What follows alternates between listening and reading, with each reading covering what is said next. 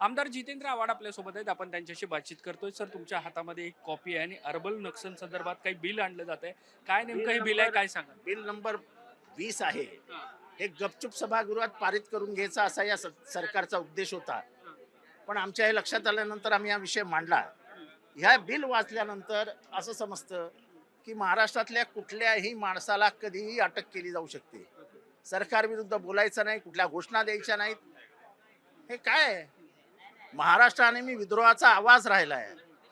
कर्मकांडाविरुद्ध, जातीयवादाविरुद्ध, चातुर्वर्ण्याविरुद्ध ह्याच महाराष्ट्रातनं आवाज उचलला गेला. असं असताना आवाज उचलणाऱ्यांना आपण जर कैदेत टाकणार असतो, त्यांना जेलमध्ये टाकणार असू, तर निवडणुकीत तुमच्या विरोधात बोलला म्हणून तुम्ही कोणालाही जेलमध्ये टाकाल. म्हणजे स्वातंत्र्यावरती जो मेन स्वातंत्र्याचे जे अधिकार आहेत, मूलभूत अधिकार, फंडामेंटल राईट, त्याच्यात राईट टू स्पीक आहे. त्या राईट टू स्पीचला अर्थ काय राहिला? सर, हे बिल आणावं असं का सरकारला वाटतं? घाबरलेलं सरकार आहे. हे धमकी वजा बिल आहे. हे धमकी वजा बिल आहे की महाराष्ट्रातले जे विरोधात आमच्या बोलतायत त्यांनी समजून घ्यावं आम्ही काय करणार आहोत. याचे काय परिणाम होतील? कोणाला उचलून जेलमध्ये टाकतील ना.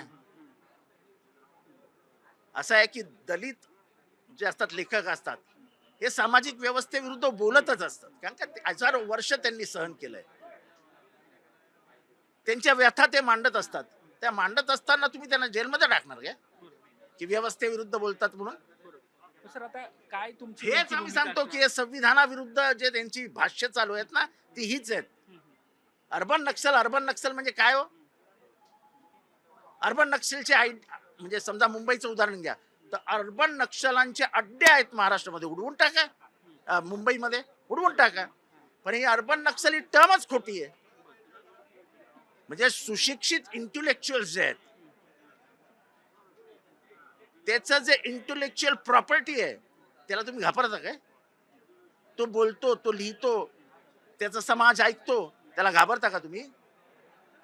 सर, मग आता कशा पद्धतीने तुमचा आता हे विरोध बिल- राहील याला? ह्या बिलला आम्ही विरोध करणारच आहोत. पण सरकारचं बिल पहिल्यांदाच आम्ही महाराष्ट्राला सांगतो की हे बिल येत आहे, तुम्ही सावध राहा. घरातनं उचलून घेऊन जातील तुमच्या पोरा बाळांना.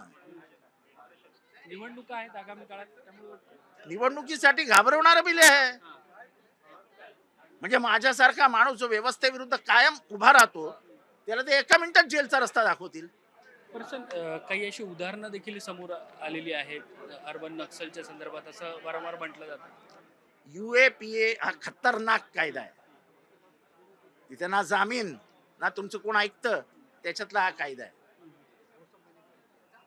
जामीन हा डॉक्टर बाबासाहेब आंबेडकरांनी दिलेला अधिकार आहे.